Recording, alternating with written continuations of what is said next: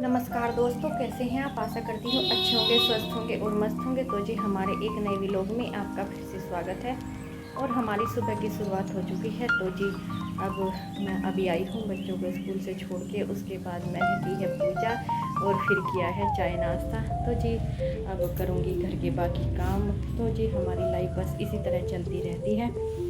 और तो जी आप हमें और ये भी बताएं कि आपको हमारा व्लॉग कैसा लगता है और मेरा व्लॉग कौन कौन देखते हैं। मुझे मैसेज करना बिल्कुल ना भूलें, क्योंकि मुझे पता भी तो चले आखिर हमारा व्लॉग कौन देखते हैं और आपको कैसा लगता है। तो जी ठीक है, हमारे साथ बने रहना। तो बच्चों को स्कूल वगैरह भेजने के बाद ये कुछ कपड़े पड़े हुए थे जो मैंने एक दिन पहले धुले थे। तो मैं इनकी तह वगैरह नहीं कर पाई थी और प्रेस भी नहीं कर पाई थी, क्योंकि मैं किसी और काम में थोड़ा बिजी हो गई थी। इसलिए अब सबसे पहले मैंने सोचा मैं इन कपड़ों को उठा कर रख देती हूँ, क्योंकि फिर ये इधर उधर पड़े रहेंगे और उसके बाद ही फिर मैं घर का और काम शुरू करूँगी, झाड़ू पोछा वगैरह करूँगी। तो इसलिए सबसे पहले मैं इनको ही तय करके यहाँ रखने लगी हूँ। और जो प्रेस के कपड़े थे वो मैंने एक साइड ही निकाल दिए हैं। तो फिर ये बेडशीट वगैरह मैंने धुली थी, तो इनको भी मैं तह बना कर रख दूँगी, क्योंकि फिर जब डस्टिंग वगैरह करते हैं, वरना धूल वगैरह फिर ये धुले हुए कपड़े हैं इनके ऊपर ही बैठ जाती है। तो इसलिए मैं इनको सबसे पहले उठाऊंगी और फिर करूंगी बाकी का काम।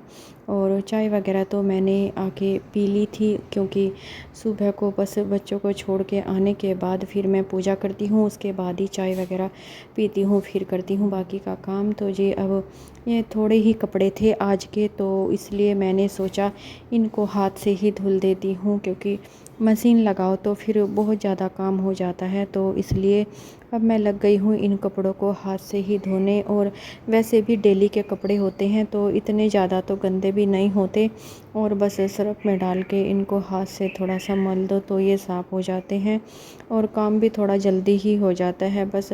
लेकिन मशीन तो जब ही लगाती हूँ अगर कपड़े ज़्यादा हैं, क्योंकि फिर ज़्यादा कपड़े भी नहीं हाथ से धुले जाते। तो जी फिर मशीन लगाती हूँ। फिर जो बेडशीट वगैरह होती है या और भी भारी भारी कपड़े होते हैं जैसे पैंट वगैरह, ये अब हाथ से धुलने की आदत तो बिल्कुल भी नहीं रही, क्योंकि जब मशीन वगैरह में कपड़े धुलते हैं तो हाथ से धोने की हैबिट ख़त्म हो जाती है। तो इसलिए अब छोटे छोटे कपड़े होते हैं ये तो फिर हाथ से धुल देती हूँ। अगर मोटे कपड़े होते हैं टावल वगैरह फिर तो मशीन लगानी ही पड़ती है। तो जी अब मैंने कर दी है कपड़ों की धुलाई भी। और उसके बाद फिर आज मुझे गेहूँ भी धोने हैं, क्योंकि आटा भी थोड़ा सा ही पड़ा हुआ है। तो इसलिए अब गेहूँ धोऊंगी कपड़े धोने के बाद, क्योंकि फिर मुझे बनाना है खाना भी दोपहर का। तो अब इसलिए मैं फटाफट कपड़े धोने का काम निपटा दूंगी, उसके बाद लगूंगी फिर गेहूँ धोने, क्योंकि गेहूँ धोने में भी बहुत सारा समय निकल जाता है और गेहूँ में धूल मिट्टी वगैरह चढ़ी रहती है। तो जी हम बिना गेहूँ को धुले हुए कभी भी नहीं पिसवाते हैं, और फिर अच्छे से साफ़ भी हो जाते हैं गेहूँ धोने के बाद। और कुछ अगर उसमें जैसे कई बार होता है गेहूँ में कुछ कांच वगैरह या कुछ भी पड़ा होता है, तो गेहूँ को धोते समय वो सब हमारे सामने आ जाते हैं और निकल जाते हैं। तो जी कई प्रोसेस से जैसे हम गेहूँ पहले धोते हैं, फिर उनको जो छलनी वगैरह होती है गेहूँ झाड़ने वाली उसमें से निकालते हैं। तो अगर इस तरह का कुछ कीट वगैरह होता है तो वो निकल जाता है। तो फिर हमारे गेहूँ साफ़ होते हैं बढ़िया, और रोटी भी बहुत ही सफ़ेद सफ़ेद आती है जो अच्छी लगती है। तो जी ये सभी कपड़े मेरे धुल चुके हैं और अब मैं आ गई हूँ इनको छत पर फैलाने के लिए। मैंने इनको मशीन में ड्राई भी नहीं किया है, क्योंकि अब तो इतनी ज़्यादा धूप होती है कि कपड़े तो क्या, इंसान अगर थोड़ी देर धूप में बैठ जाए तो वो भी सूख जाए। तो इसलिए अब मैंने इनको ऐसे ही निचोड़ के यहाँ फैला दिया है। और ये तो लगभग 1 घंटे में ही ऐसे हो जाएंगे कि बस इनको भी चाहे प्रेस कर लो। तो बस इसलिए मैंने इनको बिना ड्राई किए ही यहाँ पे फैला दिया है। और वैसे भी अगर थोड़े कपड़े होते हैं फिर तो मैं इनको मशीन में ड्राई भी नहीं करती और ना ही ज़रूरत पड़ती है। छोटे मोटे कपड़े तो इतनी तेज़ धूप में सूख ही जाते हैं। तो जी बस मेरा ये कपड़े धोने का काम भी लगभग हो ही चुका है, और फिर इसके बाद ही करूँगी मैं गेहूँ को धोने का काम शुरू, क्योंकि फिर खाना बनाऊँगी तो बहुत टाइम हो जाएगा। और तो जी लग गई हूँ मैं यहाँ पर गेहूँ धोने, क्योंकि अब ये बहुत ज़्यादा भारी काम लगता है गेहूँ वगैरह धोने का भी। वैसे तो मम्मी ही गेहूँ धोकर भिजवाती है, लेकिन ये जो 1-2 कट्टे गेहूँ के आए थे तो ये ऐसे ही आए थे, क्योंकि उस समय मम्मी की तबीयत भी ठीक नहीं थी, और वैसे भी घर में ऐसा ही माहौल चल रहा है काफ़ी दिन से। तो बस फिर इसलिए मैंने मम्मी को भी नहीं बोला था, मैंने तो बोल दिया था कि मैं ही धो लूँगी। और मम्मी की तबीयत भी होली से अब तक इतनी ज़्यादा ठीक नहीं है, तो जी इसलिए मैं मम्मी को ज़्यादा कुछ काम के लिए नहीं बोलती हूँ। इसलिए जितना मुझसे होता है मैं खुद ही करने की कोशिश करती हूँ, क्योंकि अगर वैसे भी हमारे हाथ पैर अगर चलते हैं तो सभी को अपना काम खुद ही करना चाहिए। और वैसे भी हमें अपने बड़ों से ज़्यादा काम भी नहीं करवाना चाहिए। तो जी मेरी यही कोशिश रहती है कि मैं जिस काम को खुद कर सकूं उसे कर लूं, और मम्मी से कुछ ना काम करवाऊं। मम्मी जब भी आती है मैं तो उनसे यहाँ भी कुछ करने नहीं देती। और वैसे तो मम्मी अगर ठीक ठाक होती है तो वो तो खुद ही अपने आप को किचन में घुस जाती है, क्योंकि कभी कभी मिलता है हमें भी मम्मी के हाथ का खाने का। वैसे तो मैं बनाने नहीं देती, लेकिन मम्मी ज़बरदस्ती करके बोलती रहती है कि नहीं चल मैं बना देती हूँ, तो अपने आप बना के खाती है। खैर, जो अच्छी सासू माँ होती हैं वो तो ऐसी ही होती हैं। हमारी मम्मी ऐसी ही है जो हमें फिर बोलती रहती है कि चल मैं बना रही हूँ और तो खा ले। तो अच्छा भी लगता है, थोड़ा अपना प्यार भी झलकता है इन सभी बातों में। तो जी बस इसी तरह हमारी लाइफ चलती रहती है, और यही होती है एक अच्छी सास की पहचान, जो अपनी बहू के लिए इतना भी सोचती है। और खैर, तो जी ये मेरे गेहूँ यहाँ लगभग सभी धुल चुके हैं, और ये अब मैं इनको यहीं पे फैला दूँगी, क्योंकि छत पे तो मुझसे फैला ही नहीं जाते इतने गेहूँ। मतलब छत पे थोड़ा मुश्किल होता है, और वैसे भी छत पे चींटियाँ वगैरह घूमती रहती हैं, तो इसलिए मैं इनको यहाँ फोल्डिंग पर ही धोकर फैला दूँगी। और ये यहीं पर 2-3 दिन में लगभग सूख ही जाएंगे। और धूप भी इतनी तेज़ होती है, और यहाँ हमारे घर थोड़ा सा ओपन है, तो यहीं धूप आती है शाम तक, और ये यहीं पे सूख जाएंगे। तो जी इन्हें छत पे फैलाने की हमें इतनी खास ज़रूरत भी नहीं पड़ती।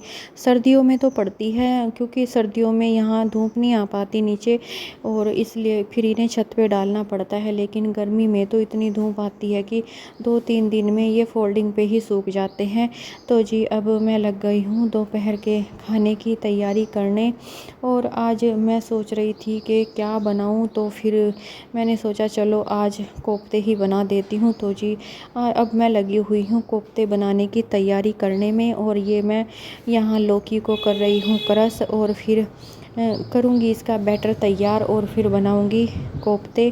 तो जी ये मेरी लौकी यहाँ क्रश हो चुकी है, और ये मैंने लिया है यहाँ बेसन, जो शक्ति भोग बेसन है, और ये मैंने 5 चम्मच बेसन की ली है। और ये मैंने यहाँ चढ़ा दिया है तेल। जो जब तक तेल गर्म होए तो मैं इस जो बैटर है इसको तैयार कर लूँगी। मैंने जो लौकी क्रश की थी उसमें मैंने 5 चम्मच डाला है मैंने बेसन, और स्वादानुसार नमक डाला है, हल्दी और मिर्च।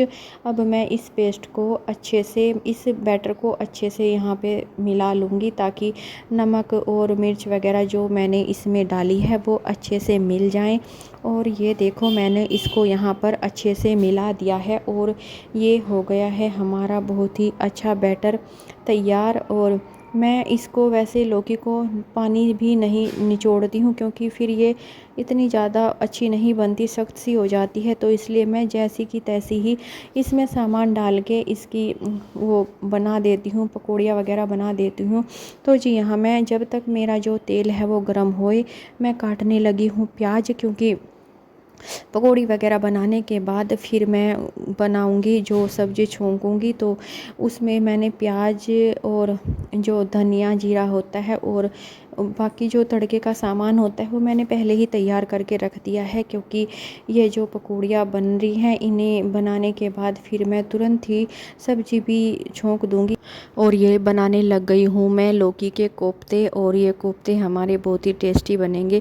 हमें सभी को कोफ्ते पसंद है, वैसे तो सभी को कोफ्ते पसंद होंगे क्योंकि थोड़े टाइम लगता है इनको बनाने में, और जिस चीज़ में ज़्यादा समय लगता है वो तो चीज़ अच्छी लगती ही है। और ये मेरे कोफ्ते यहाँ लगभग बनकर तैयार होने वाले हैं।